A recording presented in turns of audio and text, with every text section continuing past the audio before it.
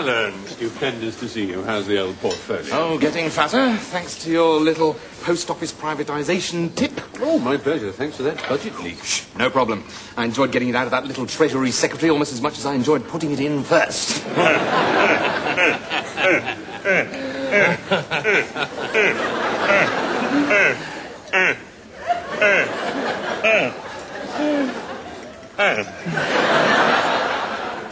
Now, Piers. Yes? Ah, so we have two peers. Oh, yes. Like Brighton.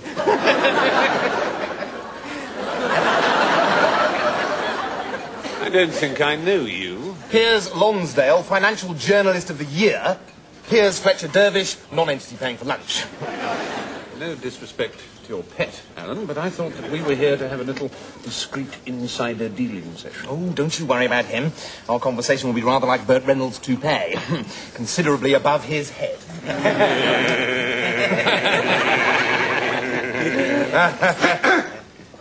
Now, are you ready to order, gentlemen? Good God, you're ugly.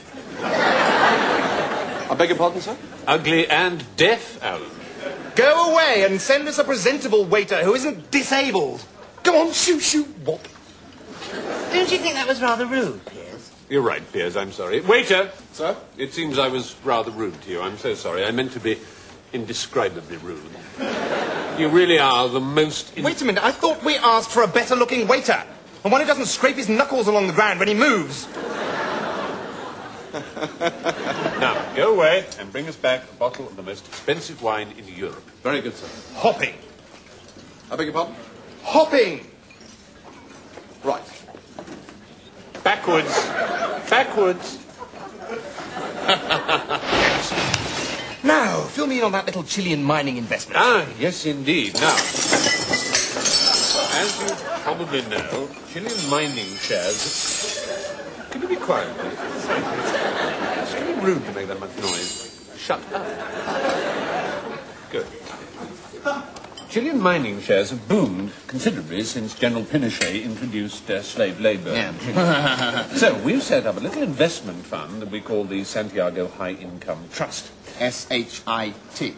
Yes. Fortunate oversight, but we've printed all the stationery now.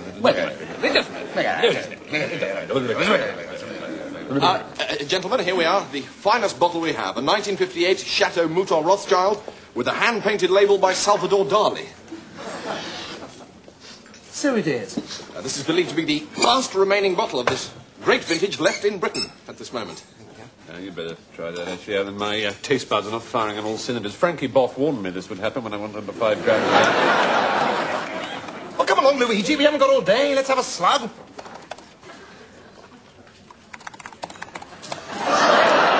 It's disgusting. Take it away and bring us another bottle. Another bottle? But this is the last bottle in Europe. Oh, God, well, throw it away and bring us some mineral water. Throw it away? It costs £950. Oh, dear. You've dropped it. It's going to have to come out of your wages, isn't it? Now, go away. And clear up this mess. This is West 1, not West Beirut. This is the most amazing thing, Alan. Apparently, in the last war, we were on the same side as the Russians. Do you think somebody ought to tell Mrs. Thatcher? Now, where were we? We were talking about S.H.I. Now, I'm going to be endorsing this whole campaign in my numerous syndicated financial columns and in my award-winning television program. So obviously a lot of people are going to be interested in having a piece of this. Number twos. Number, as you so rightly say, too. But as you're a personal friend, Martin, I've decided... Alan! As you're a personal friend, Alan, I've decided to cut you in for £500,000 worth. Well, that's very white of you, Piers. This is awful, Piers. Did you know Hitler even tried to invade England? Did he? Did he really? The little tinker. Are there really Nazi fugitives living in Britain? Well, maybe. Who knows? Who cares? Well, now, actually, Alan, I wonder if your little homunculus hasn't actually stumbled onto something rather interesting in his blind, flailing way. For an MP to unmask a Nazi could have considerable benefits, politics-wise, publicity-wise, profit-wise. Profit-wise? Yes, unmasking a Nazi. Today, personal appearances, Nobel Prizes, Opening branches of Marks and Spencer? Could add up to a pretty tidy 70 or 80k a year. 70 or 80k a year? Well, that's over £50,000. So all I have to do is find a Nazi to unmask. Yes, therein lies the problem. Oh, I don't know so much. I'm a lifelong member of the Conservative Party. Shouldn't be too difficult to find one. Should be a piece of cake. Piece of cake. I'm hungry. Where's that waiter? Gianfranco, mangerez. Sir? We want some food. I know, I'm waiting to take your order. Order? We haven't got time to order. We're Thatcher's stormtroopers. We're in a hurry. Bring us what they're having.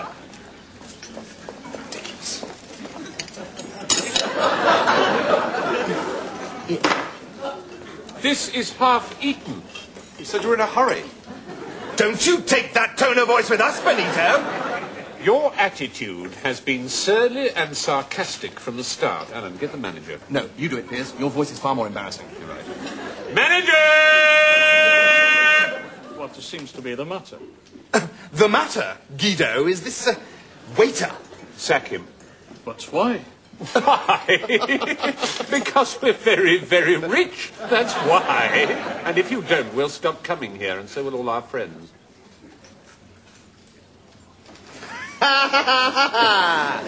See you underneath Waterloo Bridge, then, Doley.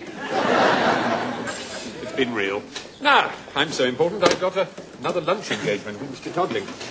Waiters don't just sack themselves, you know. Absolutely. I ought to be trundling along as well. Fergie's old man's putting me up for his club this afternoon. Tell me some more about those Nazis. No. Leave them, thank you. Remember the Falklands, Gov? Indeed I do. I made a fortune.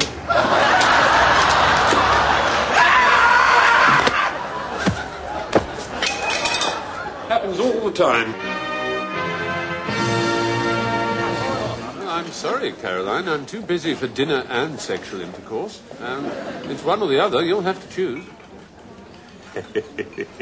Little tigress. I knew you'd say that. All right, then. Dinner it is. Mussolini's 8:30? Okay. And save time tonight. I'm faxing the menu through to you right now. All right. Bye-bye, then. Hello. Morning. Coffee? Cocaine? No. Let's have some champagne. Alan, I've looked in all the papers. And... Shut up, Piers. Well? Cat explodes in Buckinghamshire? No news on cat explosions? Cat implodes? Nothing about you, old boy. What? But yesterday I pushed a Nazi murderer under a train in front of 15 press photographers and a German TV crew. There's not a word. The sods must have put me on the inside pages. No, there's nothing on the inside pages either, Alan. I've looked. But they can't do this. I'm a murderer. I killed a man yesterday. I demand press coverage. This is censorship. Alan, I'm surprised you can be so naive. Surely you're aware that all the media are under strict instructions from Number 10 never, ever, ever to print anything derogatory about a Conservative MP. Except possibly Edward Heath. Bastards! Never mind, Alan, the world still turns. Waiter! My God, but you're ugly. Hey-ho. Ugly and deaf.